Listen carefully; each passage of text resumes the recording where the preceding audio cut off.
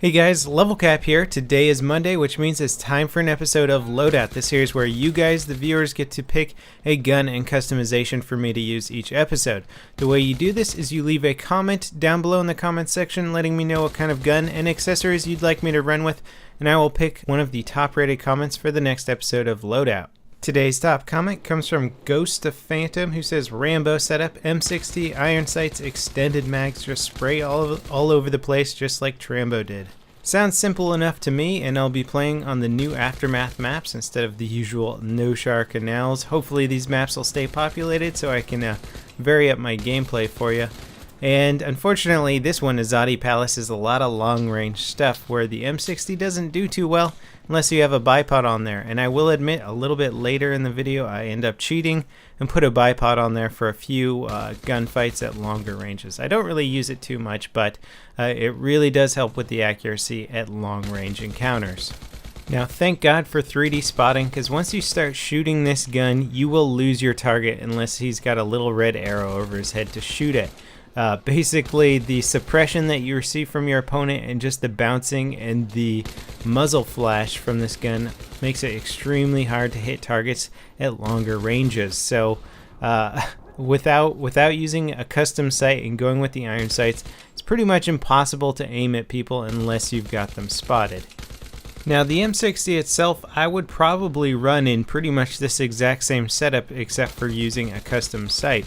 I wouldn't put a foregrip on here, and I'd probably leave the bipod on here in case I wanted to use it in a specific situation. The side-to-side recoil is extremely low at a 0.2 pull left and a 0.2 pull right, meaning that a foregrip is absolutely not necessary to make this gun work. Now, the vertical recoil is very high at 0.6, however you also have to remember that this gun has an extremely low rate of fire, so you won't be experiencing that vertical recoil too frequently, and it's not too hard to actually keep this gun on target when shooting at a target at long range. The problem, however, is that the actual aiming down sight accuracy is not that great to begin with, so don't expect to be sniping anybody at long range. Even if you can keep your crosshair on target, it doesn't mean the bullets are going to land on target. Now, because the customization of this class was left a little bit open, I decided to go with squad suppression to really try and suppress the heck out of my enemy. Because the gun shoots so slow, you are going to be outdamaged by most players in close quarter combat, and so for those situations I was hoping that I could suppress them enough so that most of their shots would miss, giving me enough time to hopefully end the firefight. Now, there's 3 LMGs that fall into a heavier class of LMG. That's the M60, the M240B, and the PKP. All of those guns shoot higher damaging rounds. They shoot them generally at a slower rate of fire, but every time they impact, they can do a maximum of 34 damage. The drop-off goes all the way down to 22 damage at 60 meters, but still in close quarters, it's a 3-shot kill to down anybody, and at medium ranges, it's an easy 4-shot kill to drop your opponent. And it's always hard for me to talk about the M60 without mentioning just the beautiful sound that this gun makes. It's in part due to the fact that it shoots at 580 rounds per minute, which is painfully slow when you compare it to some of the other LMGs out there or just guns in general. But the sound is just so rewarding, and that's one thing that Battlefield 3 again does better than just about any other shooter out there, is weapon sounds. The M60 sounds amazing. Now, I'm actually enjoying the team deathmatch maps with the new Aftermath expansion. The spawn points are actually in really good spots, and the maps always seem to sort of be a bit more divided and less chaotic. So you find grouping up with teammates is a common place in the team deathmatch maps, and here I've managed to find a good little spot to deploy a bipod, and this is a very common alley that people are running across, and I'm able to suppress a lot of targets and really keep the enemy down. So I actually ended up feeling quite useful in Team Deathmatch despite having this giant pig of a machine gun. Now, if I were actually going to go legitimately Rambo style, I guess I would have to fire from the hip, but let's be real, you're not going to hit anything hip firing this gun. It starts out with a 5.0 hip fire accuracy, which is just going to go up the more you shoot this thing. So unless somebody's right in your face, and I'm talking like 5 feet or closer, there really isn't any point in hip firing this weapon. It's just going to be painfully inaccurate. Now, with the extended mags, you really don't have to reload too frequently since you got a nice 200 rounds in that box magazine, but if you do end up having to reload, make sure you got a safe place to hide, because it's going to take you upwards of 6 seconds just to get a new magazine in this gun and ready to fire. Another nice thing about having 200 rounds in a magazine is that you can actually use this gun in much more in the way that it was intended to be used. Rather than only firing at targets when you see them, you can fire at areas where you think there might be a guy ducking down behind and really suppress the heck out of them. I was having fun suppressing my opponents and then looping around their cover to try and take them out. So knowing that they're suppressed really gave me a bit more of an edge and more survivability in some of these firefights, knowing that my opponent's bullets were going to be going everywhere and that his screen was going to be completely blurred. Now, because a lot of this gameplay was on Azadi Palace, a lot of the firefights are at longer range unless I move up into the actual palace itself and start doing the close quarter room-to-room firefights. I honestly think that I was really preferring this gun at medium range encounters. Close quarter, you get outgunned by somebody with, an F2000 or a fast-firing assault rifle. Long range, you get outgunned by snipers easily and the more accurate assault rifles.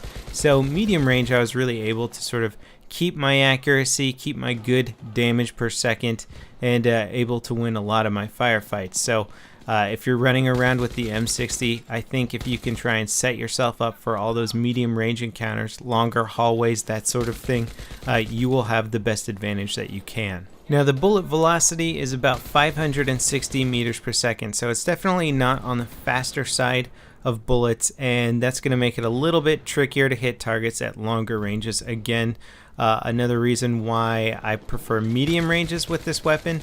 If you are using a bipod, however, you can be a bit more accurate at those ranges, but moving targets are still going to be very hard to hit with this LMG. Now, if I weren't embracing the John Rambo playstyle here and I was actually using some sights on this thing as opposed to these atrocious iron sights, I would probably go with something like the Cobra sight, just because the spread on this gun when you are aiming down sights starts at such an inaccurate place that you really just don't need anything with higher zoom. Even if you zoom in really close and you get your crosshair directly on your enemy, it's not going to matter that much, just because the actual spread of this gun, once you start firing it full automatic, just goes too far out. So I would recommend going with a red dot or a Cobra sight and just making sure that you keep your crosshair in the general vicinity of your enemy. Now, when it comes down to it, I think I actually really do like the M60, but it's mostly for nostalgia's sake. I love the sound that this gun makes. I love the history of this weapon, but other than that, if I'm on even footing with my opponent and they've got a decent gun, I'm going to lose all those firefights. This thing just doesn't have the greatest mobility or ability to move around quickly and set yourself up in an accurate firing platform. Most assault rifles will take you down, hands down, in just about any situation, close, medium, far range. You're pretty much disadvantaged. Now, of course, if you're using it like it's supposed to be, which is having a ton of bullets and able to suppress your opponents, it is great for being able to take out multiple targets. The suppression effect alone should not be underestimated, especially if you're playing, say, a defensive role on rush game modes. In fact, I think that's the best place to use any sort of larger LMGs, is playing defense on rush. You can suppress your enemy, you can really lock down certain hallways and paths like that. Again, though, playing in a prone position or just a stationary position does make you highly susceptible to somebody with a quick peek ability or with a grenade launcher or grenades. Part of why I like to always play mobile and keep a good mobile platform, you fire, you pop on that mini map, everybody knows where you are. It's only a matter of time before somebody takes you down, so you gotta stay moving, stay unpredictable. So that pretty much wraps it up for this episode of Loadout. I hope you guys enjoyed it. Don't forget to leave your comments down below letting me know what kind of gun you'd like me to run with for the next week's episode of Loadout. And I'll see you next time. This is LevelCap, signing off.